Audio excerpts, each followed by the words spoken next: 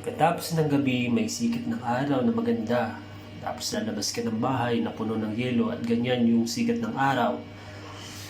Kaya mapapagpasyahan mo na lumabas ng bahay kahit malamig. Tapos gumala kasama ng tropa, kasama sa bahay. Tiis ng lamig sa labas kasi first time eh. Pag-picture, gumala sa gubat na puno ng yelo, humiga sa kalsada kasama ang mga kaibigan, at picture sa ilalim ng puno ng kahoy, then lakad, gumala sa lawa kahit na yung lamig tumatagos sa buto. Wala nito sa Pilipinas, kaya gala kahit palamig.